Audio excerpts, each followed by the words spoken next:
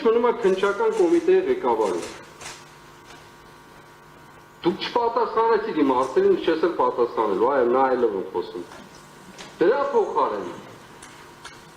Թրաֆիկինգի ենթարկվող քննիչներին ուղարկում ես մարկանց տները, մտավորական մարկանց տները, գնալու զենք զինամթերք փնտրելու։ Եվ այո, հանցագործություն ես անում, դրա պատասխանը պիտի տաս դու։ Եվ դու եւ քո մնացած բոլոր թրաֆիկինգի մեջ գտնվողները։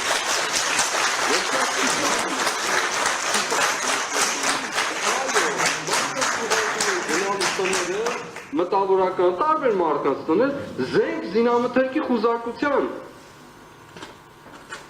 Ցավում եք ուղղում։ Քննչական կոմիտեի ղեկավարին, որից մենք պաշտպանված չենք, որևէ խնդրում եմ տեղը ասեք, որտեղ է մեր պաշտպանության տեղը, մենք էլ ասենք։ Հետևաբար, պատվարժան դատարան, ես վերստին հաստատում եմ ասելով, կրկին ու վերստին, բացարձակ կասկած չունենալով, ցավոք սրտի, ես շատ եմ ուզում, որ այդպես չլինի, բայց այդպես է լինելու, հոդվածը արդեն տված է, ընթացնել այդ ուղղությամբ գնում է, անկախ նրանից դա ապացույցները ինչ ծավալ կներկայացնի, ես վստահ չեմ, որ օրինակ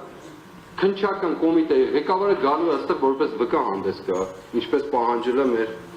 պաշտպանը։ Ես վստահ չեմ օրինակ, որ գլխավոր դատախազը գալու է այստեղ հանդես գա, որպես վկա, ինչպես պահանջել է մեր պաշտպանը։ Վստահ չեմ։ Հակառակը կփաստեք ներողություն կխնդրեմ, բայց չեմ կարծում պատվարժան դատարան։ Որովհետև ի սկզբանե ամենասկզբից սկսած այս գործը բացարձակ կապ չունի ոչ ահաբեկչության հետ, ոչ էլ ահաբեկիչների հետ։ Այս գործը կապ ունի մի մարդու քմահաճույքի հետ, որի վախերի ու սարսափների պատճառով այսօր մենք այստեղ ենք գտնվում։ Այո, վախկոտ